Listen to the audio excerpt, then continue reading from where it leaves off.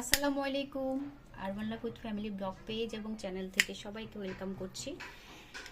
এখানে আমার ছেলে পেঁয়াজ কুচি করে নিচ্ছে, কাঁচামরিচ কুচি করে নিচ্ছে, দুটো ডিম ভাজবে। টমেটো দিবা?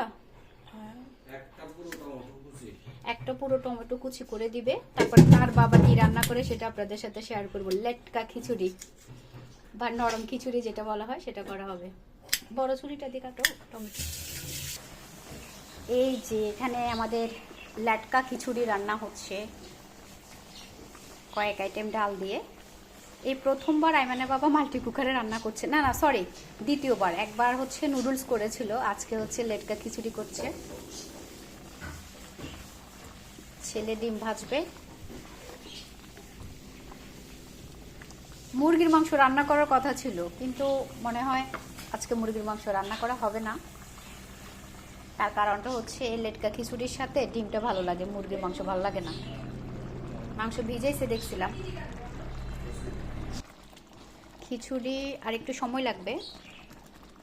ওর হাতে এই নরম খিচুড়িটা অনেক বেশি মজা হয়। দুই টাইপের খিচুড়ি মজা হয়। খিচুড়ির না পানিও লাগবে না, সিদ্ধ হয়ে গিয়েছে।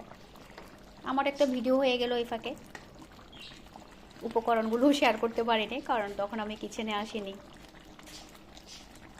রান্নাটা বেশি অর্ধেক কিন্তু গ্যাসে চুলে করা হয়েছিল, লাস্টের দিকে এখানে দেয়া। এখন ঢেকে দিচ্ছি কিছুক্ষণ। ছেলে মাশাআল্লাহ টমেটো কুচি করে নিল, একদম স্লাইস করে করে নিচ্ছে যেন ডিমের সাথে মিশে যায়। আর আমি বসে বসে খেজুর খাচ্ছি। ওরা বাপ ছেলে কাজ করছে।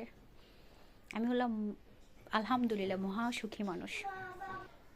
আমার পেজে পেয়ে যাবেন সকল কোয়ালিটির খেজুর, প্রিমিয়াম কোয়ালিটির হবে সকল আইটেম খেজুর। আমি এখন যেটা খাচ্ছি এটা হচ্ছে কাল মেমোরিয়াম। এই যে খিচুড়ি ফিনিশ, লেটকা খিচুড়ি ফিনিশ হয়ে গিয়েছে। কালারটা নাইস আসছে। আর কি করবা, খিচুড়ি এখানে ডাইনিং টেবিলে অপেক্ষা করছে।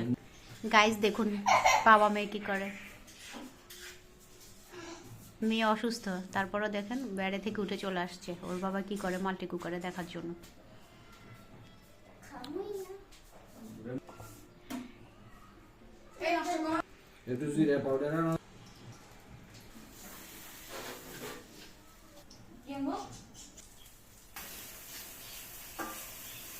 এই যে আমাদের ডিম ভাজি হয়ে গেল, ডিম ভাজি ভুনা যেটাই বলি হয়ে গেছে লেটকা খিচুড়ির সাথে খাওয়ার জন্য। শেষ এখানে।